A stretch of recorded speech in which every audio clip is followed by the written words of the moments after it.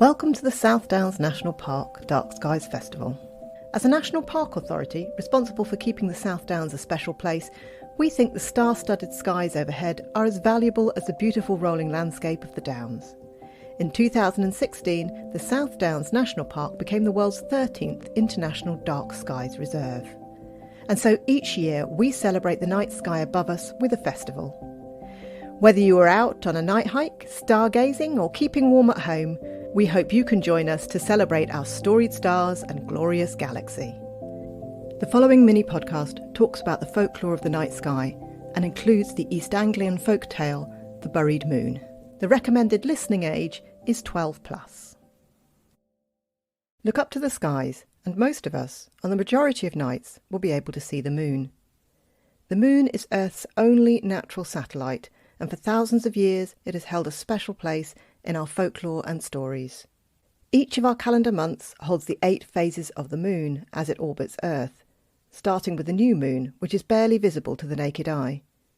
As the moon continues its journey, the light reflected off it from the sun shows us a waxing crescent, then a semicircle known as a first quarter, then a little more in a waxing gibbous, until it is a full moon. The moon then starts to wane with a waning gibbous, third quarter, and finally a waning crescent, before a new moon again. In Norse mythology, Sol and Mani ride chariots across the sky, carrying the sun and the moon respectively. They are chased by 2 wolves, Skoll and Hati, again respectively. If Skoll ever started to catch up with the sun, or Hati, the moon, well, the explanation was then that this was an eclipse, and if the wolves finally ate their quarry, swallowing the moon whole, well then that would signify the day to end all days, Ragnarok. If our ancestors once worried about the eclipse of the moon and what it meant when there was no moon, well they were just as fascinated by the full moon. In many farming almanacs, you will find the full moon of each month is given a name depending on the season and what tasks might best be performed during the month. Many of the names for each month's full moon that we are familiar with these days actually come from the Native American cultures. Here in the UK and Europe, we also had ancient names for these full moons.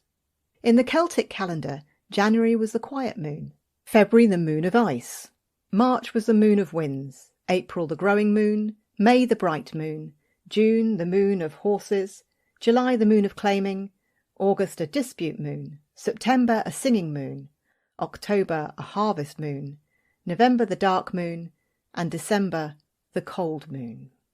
As the years advanced and we reached the English medieval period, January became the wolf moon, February the storm moon, March the chaste moon, April the seed moon, May the hare moon, June the dyad moon, July the mead moon, August the corn moon, September the barley moon, October the blood moon, November the snow moon, and December the oak moon. There is one moon which has not been mentioned yet, and that is the blue moon. A full moon occurs approximately every 29.5 days, around about a month, but not always. Occasionally there is a second full moon within the month. This second full moon is referred to as a blue moon, and we often use this phrase to describe something that may not ever happen or may rarely happen. This phrase has been with us for centuries, though. In the 16th century, the phrase, "he would argue the moon was blue," was effectively the same as the phrases we now use to say that someone is being purposefully argumentative. It wasn't until the 18th century that it started to become used as an expression for something that wasn't likely to occur. They used the phrase, "when the moon is blue," to infer that whatever it was never going to happen. Back in 1883, the moon is reported to have turned blue when the Indonesian volcano Krakatoa exploded, and it turned sunsets green and the moon blue across the world. This is said to have lasted for the best part of 2 years. In more recent years, due to the increase in forest fires and the ferocity of them, dust and smoke particles hang in the sky for much longer, and so in some parts of the world it can make the moon appear blue. So what happens if the moon disappears completely? Not so long ago, this is probably what a new moon would have looked like to our ancestors. Without electric lights and torches, it would have been extremely difficult to see your way in the dark during a new moon. As such, there were many tales told about the dangers of wandering about in the dark, and this story that I would like to tell you is about just that. What happens if the moon disappears?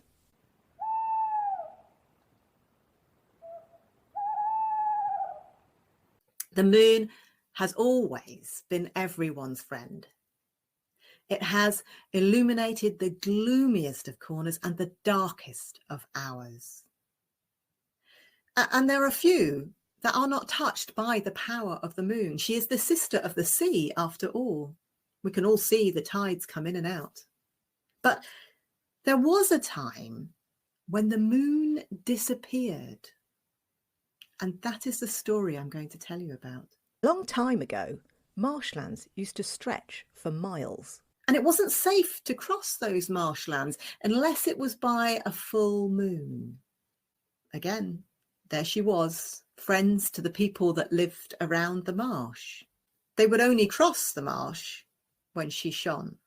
And that's because there were some dangerous beings within the marsh. It wasn't just that they were afraid of getting stuck in the mud or tripping or falling.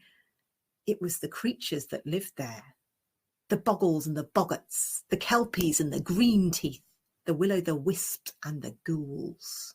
They all lived in those dark places. And when the moon wasn't shining, that was when they were at their most powerful. And they could come out and they could take someone from the path. They could take you to your death, or worse still, to that liminal space where you would be trapped and only they dwelt. Well, news of these creatures got to the moon, and she could not believe that such awful things lived down on the earth within the darkness. And so she thought she would go and see for herself. Of course, she had to go in disguise. And so she took with her a big, thick, black velvet coat with an enormous hood. And it went right the way down to her feet. And there were just tiny shards of moonlight that came out the bottom. When she got down to the marshland, she could hear the snickering and the snarling and the laughing of all the boggles and the boggarts and the kelpies and the green teeth. They knew she was there, but it didn't stop them enough. They were still around. And as she was watching them and she felt them and she could hear them and she could see what they were doing, she now believed that these creatures existed. And she was getting ready to go back when her foot got caught in the root of a gorse bush. She couldn't pull it free. And as she was trying to pull it free, she pitched forward and into the boggy, claggy mess that was the marsh. And she couldn't free herself. She couldn't free her foot. And then her arm got stuck and the cloak, well, it fell off her head. And there was a bright light and all the creatures knew she was there. She quickly pulled the hood back over her and hoped that maybe somebody would come past soon and would be able to help her. It wasn't long before she heard a shouting from in the dark somewhere. Somebody shouting for help. "Moon, where are you?" he was shouting. "I am lost. I will surely never find my way out without you." And she could hear the boggles and the boggarts and the kelpies and the green teeth and the will-o'-the-wisp and the ghouls creeping closer and closer to the man that was lost in the marshlands. And she couldn't let it happen. She couldn't let them take him. And so she shook off the hood of her cloak, and there she was, shining out of the boggy marshland and the mud and the peat. And the man rejoiced, and he was so happy that he was able to find the path again and make his way out of the marshland that he ran. And she was so happy to see him free that, well, she forgot to ask for help herself. And she was stuck again. And the boggles and the boggarts, they could see her, and they closed in closer because they weren't afraid of her anymore. They could see that she was stuck. They pulled in closer and they said, "What shall we do with her? Let us slice her up," they said, "and feed her like silverfish to the bitterns." "Oh no," said the kelpies and the green teeth. "Let us drag her down to the bottom of the marsh so she never comes out again." "Oh," said the will-o'-the-wisp, "let us put a large stone over the top of us. Let us bury her and dance on her grave." "Oh yes, we'll do that," said the will-o'-the-wisps. And so that's what they did. All of the terrible darklings that lived within the marshes took an enormous stone and they dragged it with all their might over the top of the moon until there was not a chink of light showing. The will-o'-the-wisps, they did dance above it, little tiny lights. When the moon did not reappear, later that month, as the people were expecting, they started to wonder where their moon had gone. And they certainly weren't going to cross the marshlands, because now at night they could hear them shrieking and cackling and snarling, and they knew that they could just do whatever they wanted without the moon there. And, well, where was the moon? Soon another month rolled on, and then another, and 3 months had gone, and the moon had gone. So they thought they would go and see their wise woman. After all, the wise woman always knew what to do.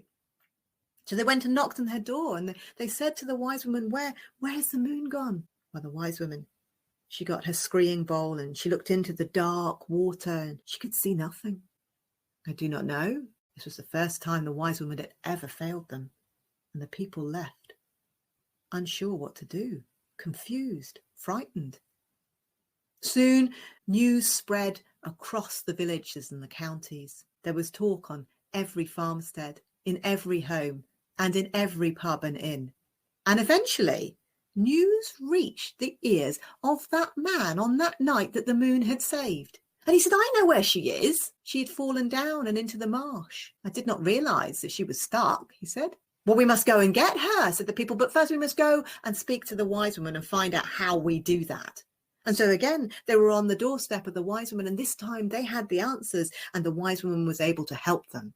She said, okay, but you must not enter the marsh with all of those horrible beings that wish you ill, unless you put a stone in your mouth and do not speak a word. Every single one of you must do this.